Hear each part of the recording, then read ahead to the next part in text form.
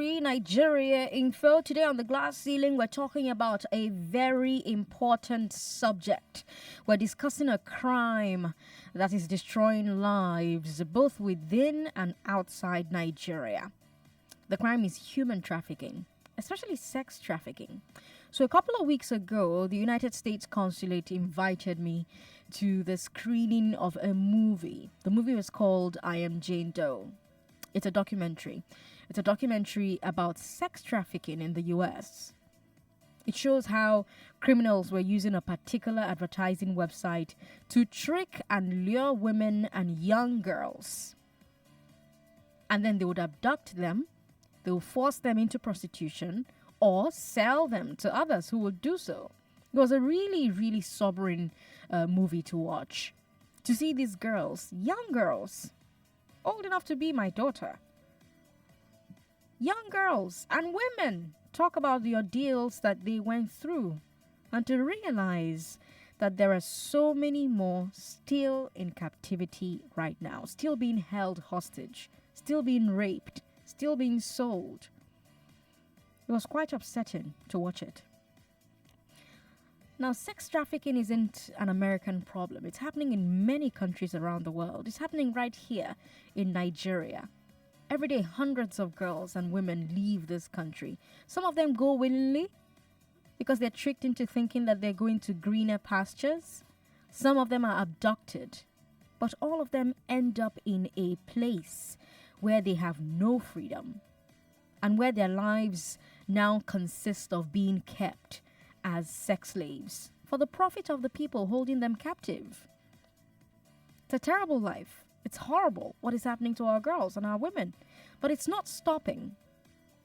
More and more people are getting trapped in that life every day. And today, let's look at how and why it is happening.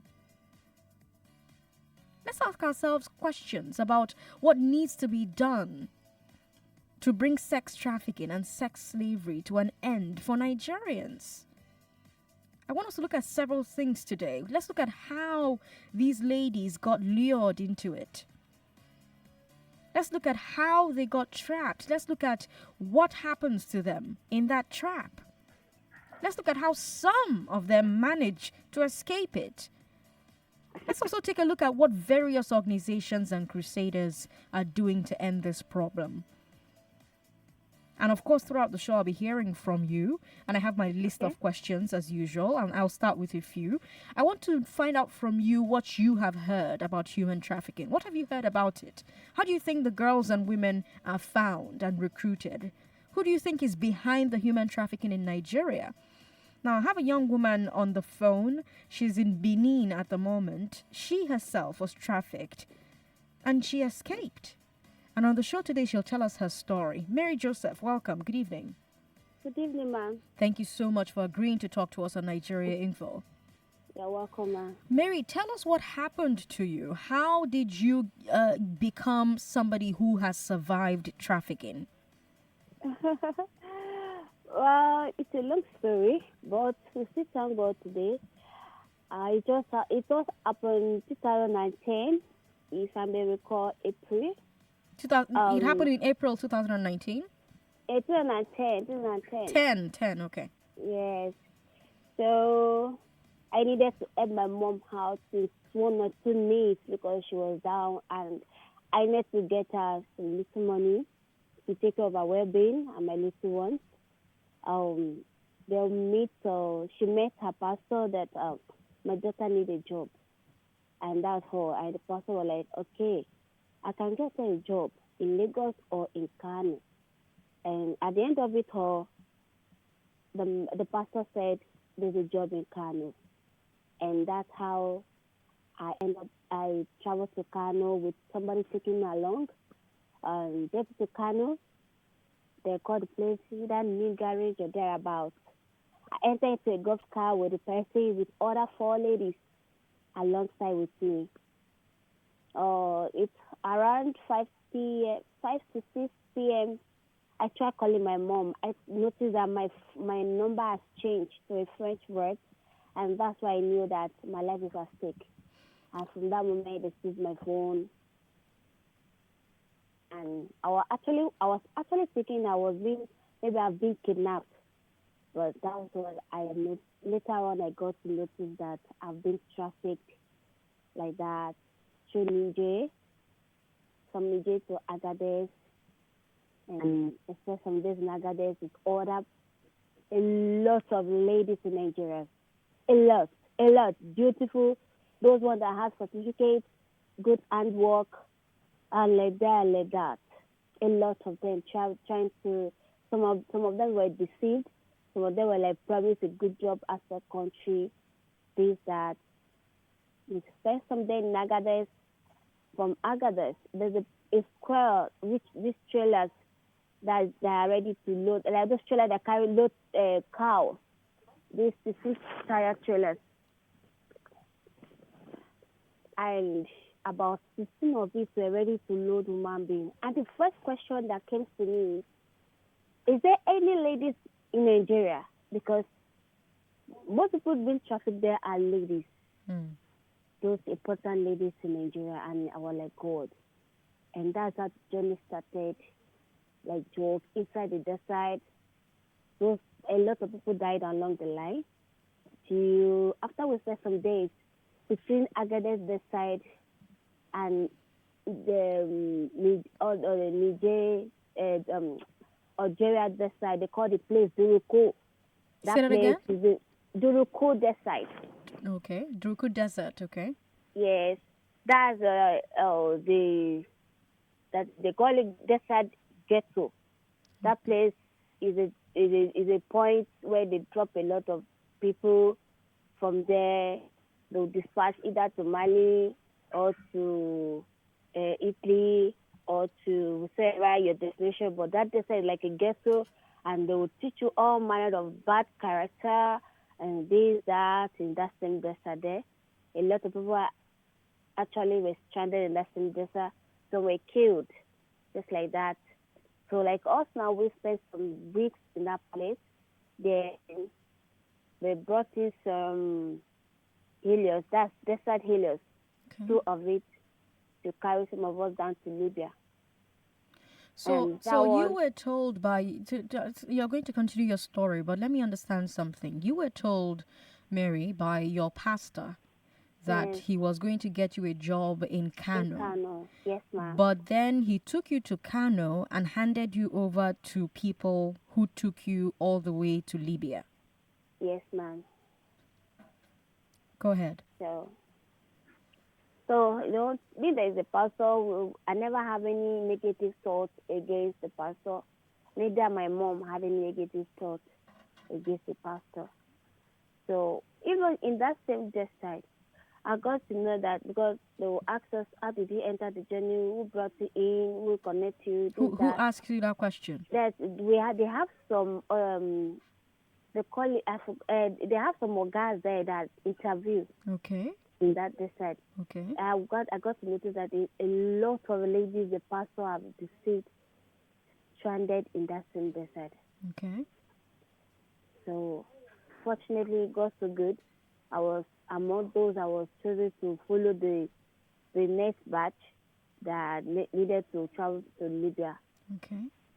So the journey was so horrible. But I say horrible. Pain, agony, distress. You see death face to face like this. You saw them kill people? Of course. People die because of no water. The heat kills a lot of people. The way the Arab people, that the people driving the vehicle, the way they treated us like animals, like goats. Understand? And many people die because of heat, suffocation. And like us now, before we got to Sahara Desert, our water got finished. We remain linked with the petrol. So for us to survive, they have to mix the water together with the petrol. At least, if I go to there, let us die. We drank it that way. Some guys are even begging for female space to drink for them to survive it, the journey. And we will have a ghastly accident that claims a lot of people's lives in that desert. Before you know, you will see cops on the road, on inside the side, because No, don't bury them. If somebody died, they don't bury them. They'll just leave them that way. You see skeleton, it was horrible that I myself, I never knew I would survive the journey. And getting to a month, we get to downtown of Liga called Gatron with the remaining few people that survived the journey. So when we got to Gatron, some guys from Tripoli they're already there waiting for us to pick. Who's waiting for you? That they call them they also be connected together from Nigeria, and that's the people that bought horse already. So let me understand something. There are people in Nigeria selling to people in Libya. Yes, I see. that they gave them their money. Like example, like me now, I learned that the person they paid the pastor $200 on my head. $200. Yes. $200 is less than 100,000 naira. Yes. Then when I got there, I was charged to pay $3,500. You had to pay it. Yes. Why did they want you to pay money? Because they believe for me to survive and get to the destination, maybe out of 10, 3 or 4 people might have died. Okay. The expenses, so they would try and share it on the rest of the people and get their money back through prostitution. So they made you prostitute yourself so that you'll be able to pay the money back. Yes, and we're always under their custody. No, it's just like my case. I was a virgin. Okay. During the journey, and getting to Tripoli, getting to Saba, from Gachon to Nuzuk, around Saba, downtown of Libya. The person that brought me paid somebody else money, about $100 to $200 to rape me, because they brought in different people to disvirgin me, which I refused. But I was actually raped. Unexpected, I was asleep that September 12th. I was asleep, and this huge marking, and it succeeded, and I was so in pain, bleeding without mercy for more than a month. And eventually they took me down to Tripoli, from Tripoli to Zuara in Libya. And when I got to Zuara, they handed me over to the person that brought me with the rest of the girls.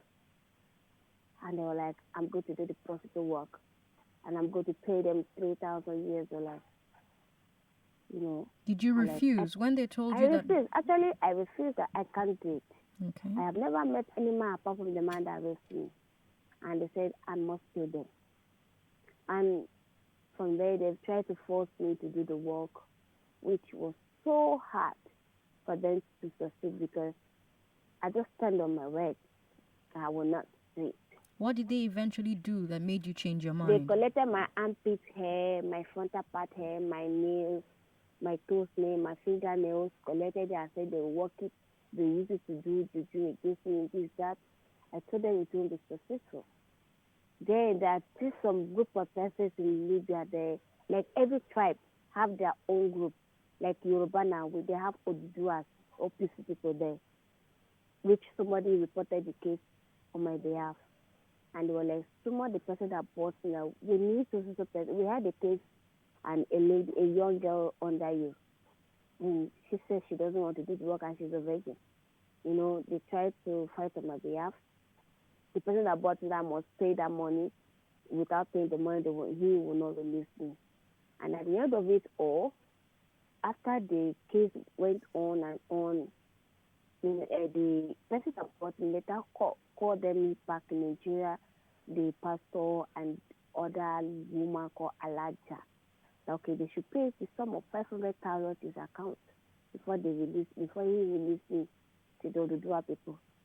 But they pleaded that they could not meet up, that they can only afford 80,000 within the 3 days, which they later paid. Within that 3 days, they paid 80,000 into the mass account, and that was how he released me to the Oduduwa people. Meanwhile, there is this organization in Nigeria that have got information of my case called NAPTIP, and they also make efforts down to a Libya embassy for my own case to looking for me. And meanwhile, the Odudua also, they're also making their effort to like how to bring me back to Nigeria. And that was how I was favored in a short period of time. Now, NAPTIP is the National Agency for the Prohibition of Yes, Trafficking in Persons, yes? yes, How did they yes. hear about your case in particular? How My did your mom, Dudua people hear about your case? like somebody there among themselves reported the case to the Odudua. Why? Why Why my did this mom? person do this? Because the person saw the way one I was so young for the work, and he saw the way. And when the person knew that I'm actually a virgin, he saw. And just say I was just favored by the person because I can't even point out to the person that this is the person. But all I know that somebody reported it, and the person I find favor on the side of the person in question. He Okay. reported the case on my behalf and pleaded on my behalf for me to be rescued back to Nigeria. And your And Dudua she people said, started working with NAPTIP yes, and they rescued you. and yes, and they rescued me back to Nigeria. And then the NAPTIP people tried to help because your mother went to them.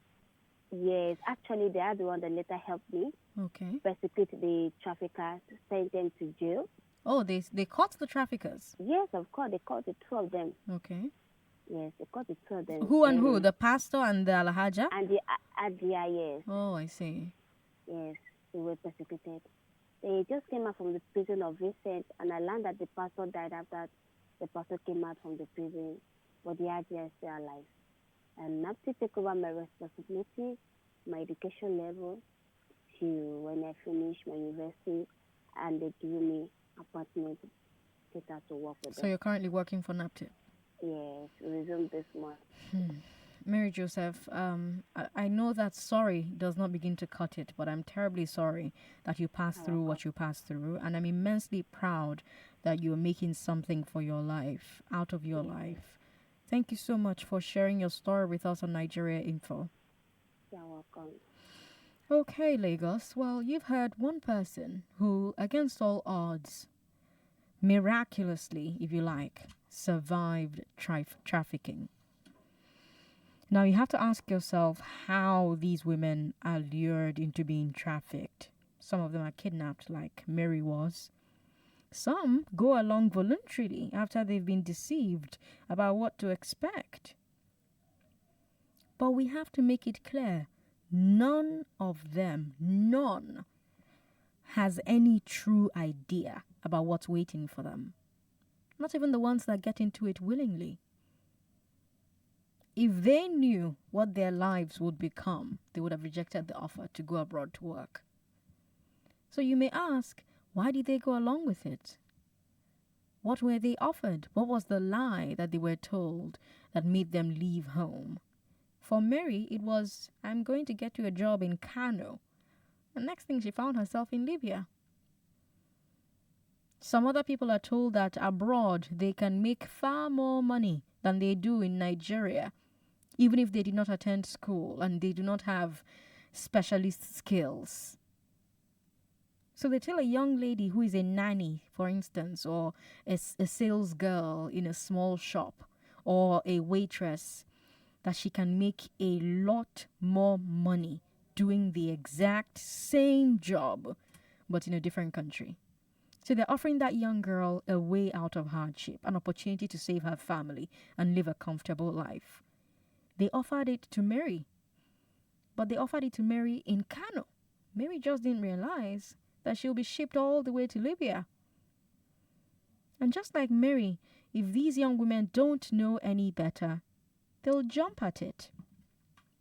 And what do I mean when I say if she doesn't know any better? I mean knowing that promises of a good life and decent salary with no school background are probably not true.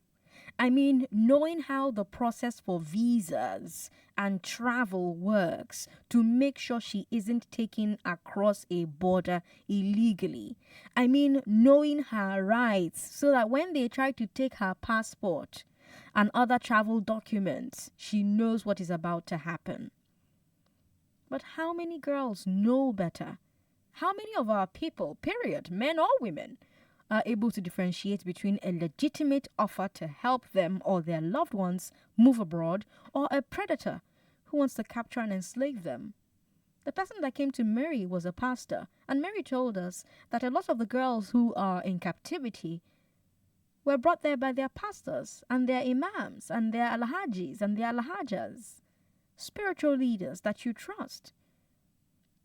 So let me ask you, call me and tell me what you think the red flags are.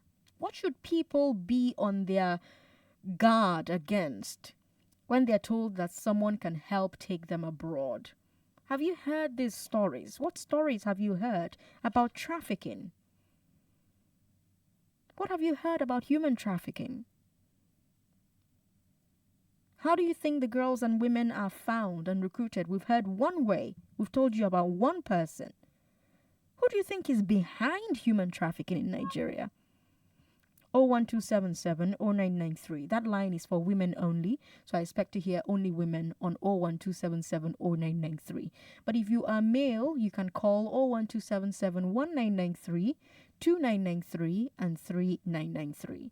01277 1993, 2993 and 3993. But women only have their own special line 01277 0993. Women can also call all the other three lines, but men have access to the three lines except the one for the women. Ifeanyi is in Maryland. Hello, Ifeanyi. Welcome. Yeah, hi, good evening. Good evening. I heard about Mary's story. It's rather very unfortunate, and even till tomorrow, a lot of people are still falling victim of trafficking and kidnapping and what have you. That's right. You know, many years ago, I traveled to Dubai, and I met a girl that I know very well in Nigeria. Okay. And I said, "What are you doing here?" She said, "Oh, my mom's sister invited me to come and that there is a work that she has gotten her a job and all of that." And immediately I called her. I said, "Come and see me in my hotel." And she came. And I told her, I said, "Look, I know your mom's sister and I know what she's doing here in this country. And trust me, she has not told you exactly what you have come to do." I said, "Okay, first, has she given you the just first that she has seized her passport?" I said, "Please, trick her. Get your passport back and run back to Nigeria as fast as you can. Because indirectly, she has recruited you for prostitution in this country. Trust me." And she did exactly that. Till today, she doesn't talk to the woman. And till today, they are worst enemy because he said, "Oh, that she has invested so much on her head and that she has to pay back and all of that." In fact, I was her savior. You see, poverty and illiteracy, these are the two major problems we have in the country.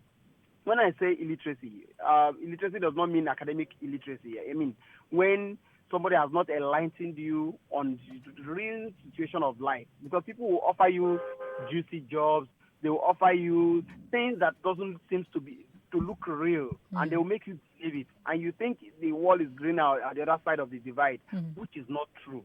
You can imagine, before you release the award to anybody, I'm talking to Nigerians now, please, you should first of all know who these people are. Yeah, but sometimes you know the person. Mary, for instance, was released to her pastor. The so-called pastors, because you look at, what about those that have sent forth? What are they doing over there? What have they been doing? The thing is, I don't trust all this, I am a pastor, I am this, I am a that. I must know you inside out before I can say. I must ask questions. You see, that's where poverty plays in. She was desperate for a job. They said, "Oh, the job is in Kano." Then you now have to relocate, start traveling to Kano without having anybody there to receive you or to say, "Oh, come, truly, the job is here," or not. So you see the predicament. You see the problem we have in the country. So that's why I'm glad you are doing this type of program, so that people will learn, people will hear, when they listen, so that when next people offer them job in Kano, in Lagos, in Maiduguri, or anywhere, they're like, "No, please show me, give me this one that I'm seeing now. Show me something I can lay my hands on, not in Kano." Ifeanyi, thank you for calling and sharing your thoughts. We've got Jojo in Ikoyi. Jojo, welcome. Yeah, hi, hello. Hi. Okay. So for me, what I would say is, a lot of these girls are very young and vulnerable, right? And this phrase actually studied them over time. and then recruit them. I remember when I lived in Paris, I engaged a couple of girls I met in a restaurant. I mean, these three girls were very young, but they were prostitutes. And for a non-English speaking country, you'll be surprised that you don't really find girls like that. But you actually had a lot of them. Very close to my province, then you see a lot of them working at night, speaking pidgin English and all that. Most of those girls were just promised like better lives. And it's also mindset illiteracy, lack of information. Most of those people you just tell them, because I mean, someone like me who is a bit learned, if you tell me, oh, I have a job for you, I have a better life for you, I'll ask questions. But most of them, if they're just looking for a way out, there's no employment, there's hardship. I mean, you have a whole lot of people that are living below $1. I'm not even say $1. A lot of people actually have no means of income daily. So they just want to get out. And at that particular point in time, the only thing they hear is, oh, there's an opportunity, there's money. They had 1 + 1 together, I give them 2, and they want to go. Meanwhile, these other people then, use that. I think what NAPS is doing is great, but I also feel like there's an information gap. They need to localize information. The way you convey information to me as a learned person is different from the way you convey information to those people that are mostly affected. Now, not just work with data as well. What demography, what areas, do they really recruit those people from? If they're seeing a pattern in a particular area, what you should do is work with local agencies in that area so that you can localize information as much as possible. Most of this information are in English. You need to localize so that people have access to information. So that I think that's another investment that people have to make. Where they are seeing the pattern of occurrence, they need to localize the information so that those young girls, they actually have some sort of knowledge or understanding about what really operates there. Nigeria info is great. People like me will listen to it in traffic and all that, but we're not really the people that really need this information. It's those young, vulnerable girls there. So, I mean, that's another thing, and I think that's just like my own contribution to this. Thank you so much, Jojo, for calling us to make them. Our last call is Ruben, and then we'll go back to talking about this some more. He says poverty is the major reason for trafficking. Ruben, go ahead. Yeah. It's one of the factor that encourages trafficking. Okay. Now, a man or a woman who barely have even a meal in a day, given any offer, he will want to throw himself, even when he knows that it is very dangerous there. He want to just say that maybe I could have the loss there. Now, these are kind of things. Why do we have insurgency in Nigeria? Why are they indoctrinating a lot of people from the southeast, from the northeast there? It is because that is where poverty is more prevalent. And just give them a little something there. Understand? They want to just accept to wear a bond, to go and bomb on this. So now, calling a young girl, promising her good life in abroad and all those kind of things, and she is looking at how her life is bleak here in this country here. She wouldn't want to have a second thought about it. She would throw herself on it. That is just the reason. So, in as far as we will continue, understand, to encourage the NAPID and some of the agencies to do their work there. But the real, source of the problem needs to be fixed. That is, understand, to provide jobs, understand, for the youth. These guys, understand, have the energy to do the work. And if you don't engage them, they want to take advantage of anything available there. After what, they want to survive. If they stay here in the country, then what is the difference between doing prostitution in Libya and doing prostitution here in Nigeria? It's still the same thing. If you ask most of them, they will tell you that if I can get the one that after all, most of them, even the boyfriends that they keep there, they even offer themselves free without not even anything giving back. They even get pregnancy, and a lot of them even kill themselves in the process there. So tell them that the same thing you are doing here, you can go and do it there. I am talking about, it is just a negligible number of people that you will just say that you are luring them. You don't know. So you're saying that a lot of them know what's about to happen, but they still no. But even if okay, so assuming but not conceding that you're right, Ruben, some people are told yes, it's prostitution you're going to go and do abroad, right? They know that it's prostitution they're going to go and do, but they really have no idea. None of them have the true idea of what is waiting for them. Not even the ones who go in there willingly. Let me shock you. If they knew what their lives would become, they would have rejected the offer. Even after this your program today here, if you should even take let me say a report, let me say this in a field survey in some of the places on the side you have for this one, you will see most of them that will tell you that on the side every death is death. This is Nigeria. Let us not just let us not. We are talking. It's not. We are talking. The difference between idealism and realism. I mean, reality here. Understand what you are talking here is the ideal something, but what is the reality here is that people are dying and they want to make it anyhow. Understand? Anyhow they want to die. Yeah. I wouldn't do that. A man and a woman understand that has something doing, understand for her life, they will not want to do that. After all, you have it. But what if you cannot eat? Then someone come you are already, let me say, vessel in the hands of this into.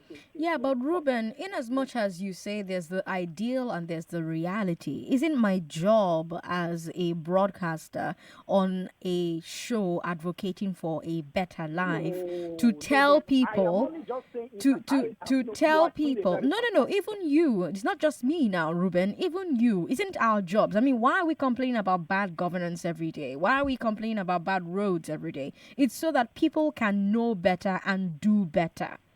So yes, these people will say, all die na die, I go still go do them like that. What if they listen to you and I today on the glass ceiling on Nigeria Info and they say, Omo, some die, pass die you. All die na die, all die na die in the periphery is... I don't choose to give this, understand. I have been doing it in my own way. Yeah, I have been doing it in my own way. It's not this into, I know who I am and my face and what people that knows me around, they know what I am. But I am seeing what I see in this field. Where I'm seeing these are some, what I am discussing with you, it's not that I say it is something that understand we have. And there's no way around it. There's no way to fix it, Ruben. I can't say that there is the way around it is that now it is the government.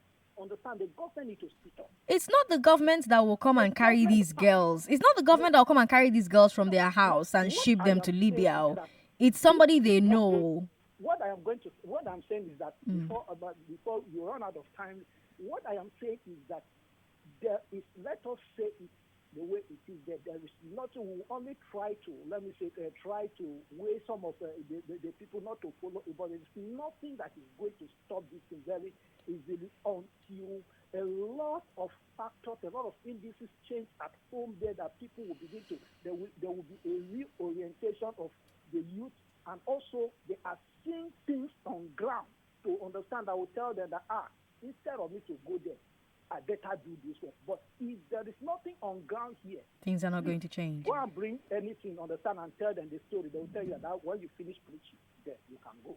All right, Ruben, thank you so much for sharing your thoughts on the show. We'll keep taking your calls and we'll talk about some of these red flags that a few of the callers have spotted on the show. We're talking sex trafficking, human trafficking on the glass ceiling today. I'm Sandra Ezekwesili and this is Hard Facts. Hard Facts will be right back.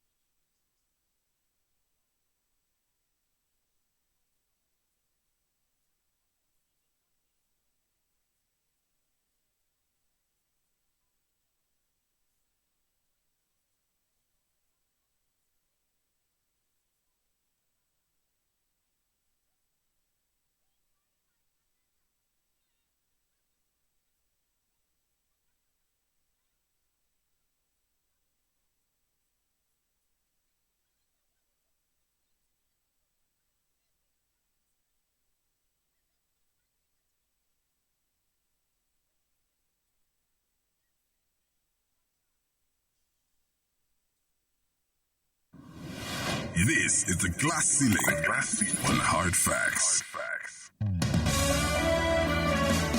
And today on the Glass Ceiling, we're talking about a very important subject. We're taking on a very important subject.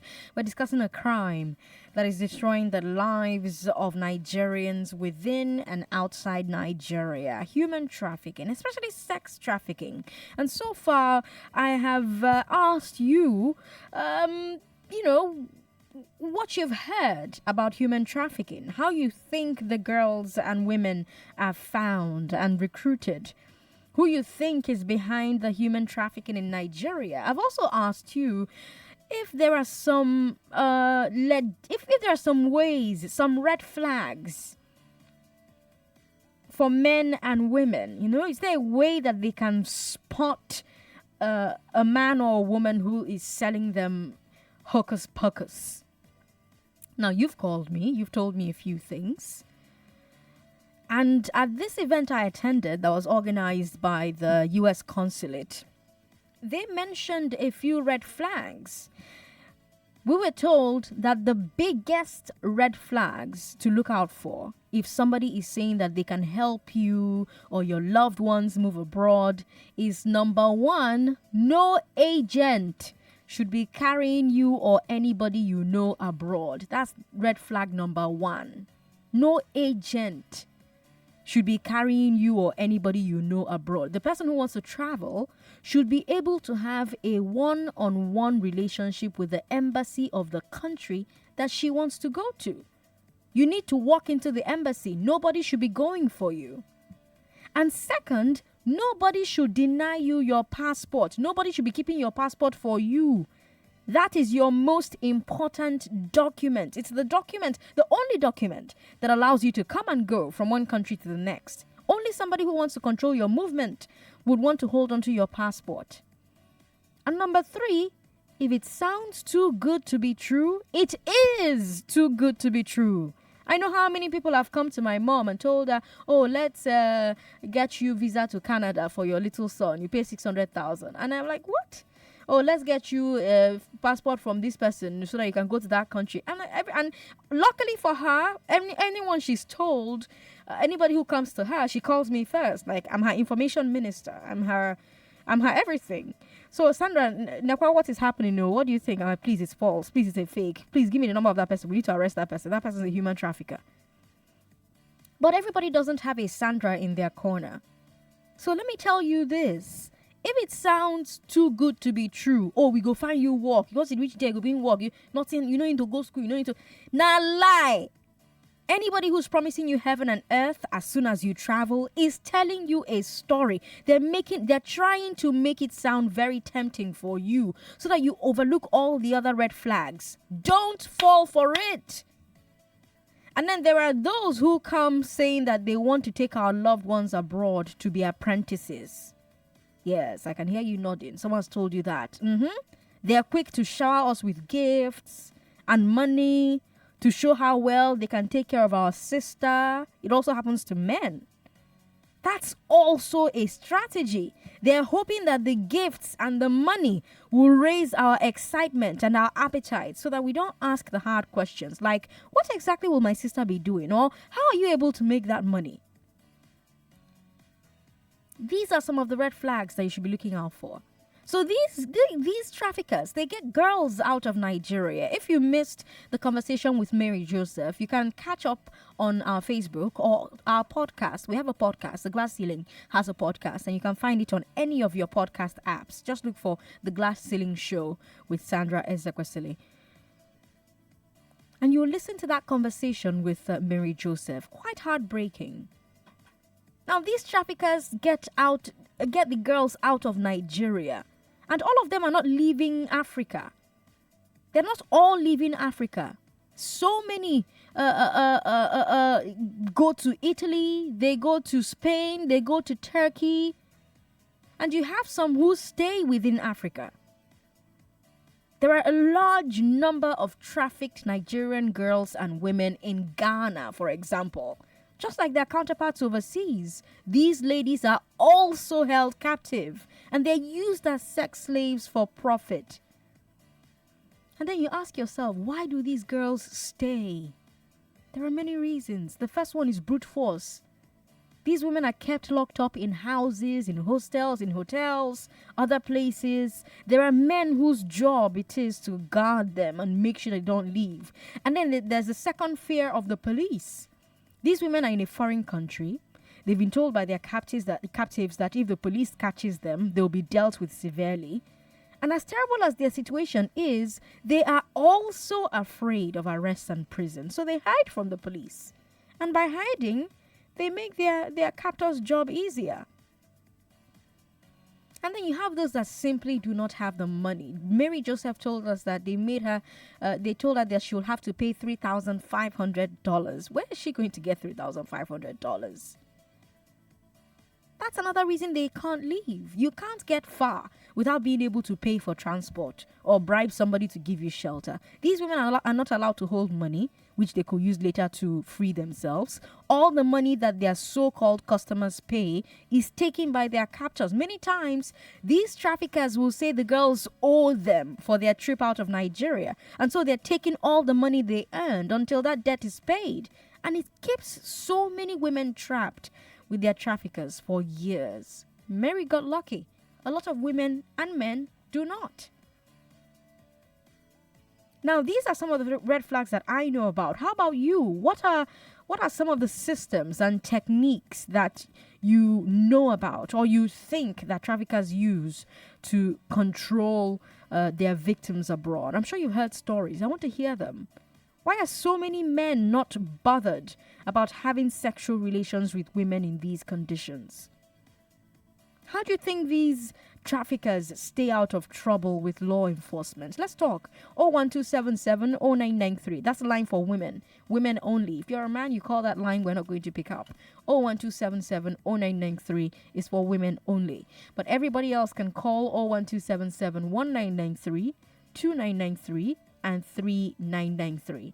1993, 2993, and 3993. Men and women alike can try to get through on those numbers, but we have a special line dedicated to women because we want to hear from more women. We've got Belinda in Ikoyi. Belinda, welcome. Thank you. Good evening. Go ahead. Good evening, Sandra. First-time caller. Yay. I heard the topic and I was like, I really need to call and just share this very briefly. Okay. Because I get the impression that people think that these trafficked girls are all going there willingly. I don't think so. I have an experience with a student of mine who was promised, she finished her HND and she was promised by a friend there that she could go to Dubai and work in 2 years, come back and start a business, etc. So she's not an ignorant person. And she saw this as an opportunity. She's a single mom. And I'm really touched by this because this is a life experience. She got to Dubai and found out that she was on her own. There was no job as promised. It was an agency that sent people to Dubai. There was no job. There was no accommodation. And she had spent her life savings. I mean, she had put in like 900,000 of everything she had saved after school to make that trip. She's still there. I went to Dubai for work, and I called her and asked her to meet me, and she was devastated. She's living in a hostel with several Nigerian girls who found themselves in the same situation. They didn't go there for prostitution, they went there for work, legitimate work, and found out that in order to survive, they get the impression that they need to, prostitute themselves. So this is the situation of a girl who is actually, who made that trip legitimately. Yeah. And, just like Mary. free. Mary was offered a job in Kano, and next thing she found herself in Libya. So it comes in different ways. So she was tricked. So I feel sorry for them because she wants to come back, but she's owing so many people. I don't think she has fallen yet. At least I have a conversation with her every week. Okay. And it's hard. So I would like that we don't judge these women, but we feel sorry how we could help them, bring them back, and reinstate them, than just to think that they're there because they don't care and they just want to make money. It's very difficult. It's a hostel where they stay, and they service the migrant community. Okay. It's illegal work, obviously, Okay. but it's a known thing that the Nigerian girls there are the place to go. So that's just the point I want to make, that let's not judge these girls. Let's try and help them constructively come back. They've made a mistake. They are ignorant about the whole, I mean, these are people who have never traveled before. So they don't have any idea of how the paperwork goes, etc. So I think if people could also set up some kind of call line for girls in this situation to have their cases heard, maybe in court, try and identify the people who abuse them. Yeah, that's just my point. Belinda, thank you for calling to make it. And please call us some more, okay? Will do. Thank you. Bye-bye. All right, bye. We've got I-Square in Ojo who thinks that the trafficking is happening as a result of lack of awareness. I agree with you, I-Square. Yes. Good evening, Sandra. Good evening. Yes, I think the major issue is lack of information, because most of them were told good stories that if you get there, you're going to make it just within 6 months. That is why most of them fall victims for this. And if you look at it, if you want to reduce it, we have a government agency that's supposed to work like a national orientation agency. They should partner with churches so that sometimes they will be given time to preach, to speak to people on the danger of all these things. They can partner with all these transportation companies so that they can have screen there, whereby you can watch all these things, the danger there, and reduce, at least it will make people to think that, look, it's not a good business. I'm going there to meet something that I don't know what I'm going to meet. Also, they can throw parties for youth, young people. They'll come there, refresh themselves. At the end of the day, we have like 2 hours after refreshment, all those things that excite them. And speak to them, danger, all these things. These are the ways to reduce it. But the people who are supposed to move on this direction, they are not doing enough. And the government is budgeting huge amounts of money for this job. Unfortunately, they seem to not ready to help us. Thank you so much. I-Square, thank you so much for calling. The last call we'll take and then wrap up is Peter Manze from Shomolu, who says one of the red flags he has noticed is close relations. What about close relations, Peter? Sandra, good evening. Good evening. It's a pathetic story, but today is a testimony to give. This particular young girl just wanted to enter OAU Ileife, and the parents put so much pressure on her that she has to travel to go and meet her aunt in Spain. And luckily for the girl, I am a Sunday school teacher, and I didn't know that she was in my Sunday school class that Sunday. And our uncle brought her from Benin, or maybe I should not mention any place, sorry about that. Her uncle brought her, and they were making preparations for her to leave as quickly as possible. So that Sunday, before the day they wanted to move, the girl was in my Sunday school class in our church. And I don't know how I was led. I mentioned something about Esau and Jacob, that Esau sold his birthright. And I said the same way our girls sell their salvation abroad, they do all this and go into this. I didn't know that was the message that the girl needed. So on Monday morning, she came to take passport in my studio because I'm a photographer. And on Tuesday, when she came to pick up the passport photograph, she told me that what I said on Sunday touched her, that she's almost on her route to Spain, and she gave me the whole story. So I was like, what happened? She said, I have changed my mind because I don't want to go and sell myself and my salvation there. And then it's okay. Now go and tell your uncle. When she went to tell the uncle who was arranging, because this answer happens to be the direct sister, or mother's sister to this uncle. When she went to tell the uncle said, okay, if you are not going again, you must refund 350,000 that my sister had spent in preparing for you. And that you are not staying in her house. They throw her loads outside, and she brought her things to my studio. The long and short of it is that I had to take her to our pastor, and she stayed in the church. At the point, the pastor said she should come and stay with me.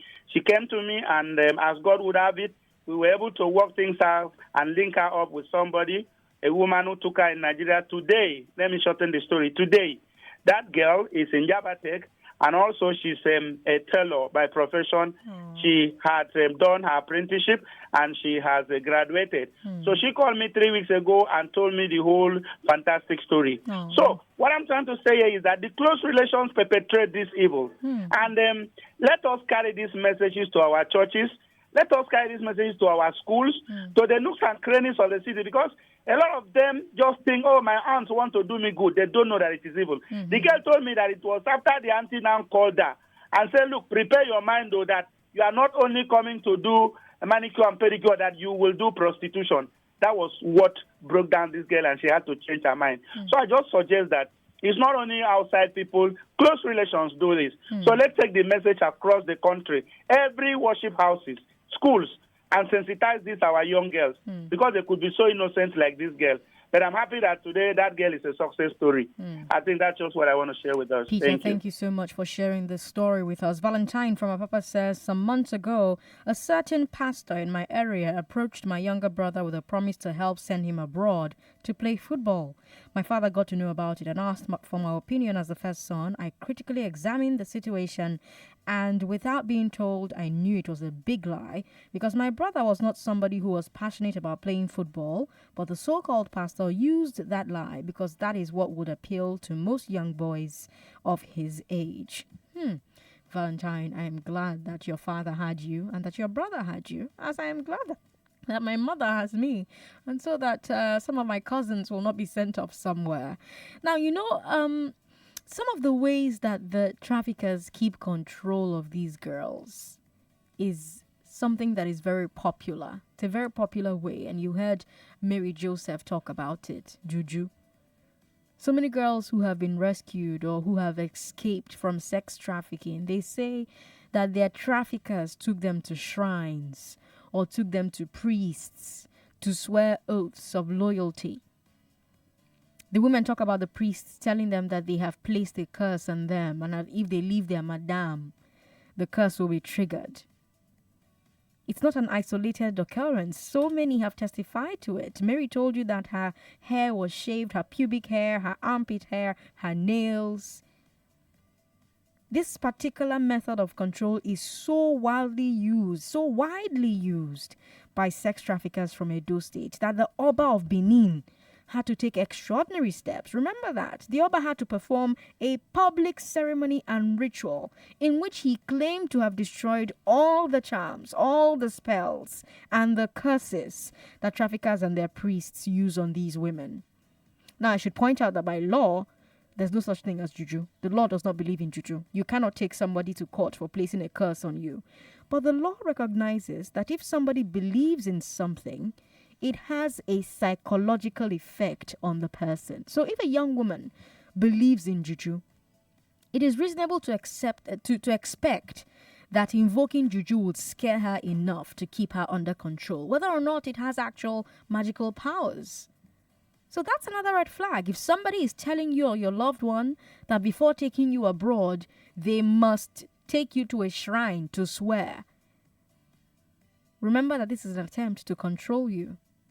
And that probably means that what they are taking you for is not what you expect. On the other side of 5 o'clock, let's talk about another type of fraud, shall we? This one is fraud that happens in your emails, the one that happens when people try to steal your money in trying to get sensitive information that you send to them yourself using your email. Some people also claim that juju is also involved in this particular one. I'm Sandra Ezekwesili. Glass Ceiling comes your way again next Wednesday at 4. Don't go away. Hard Facts will be right back.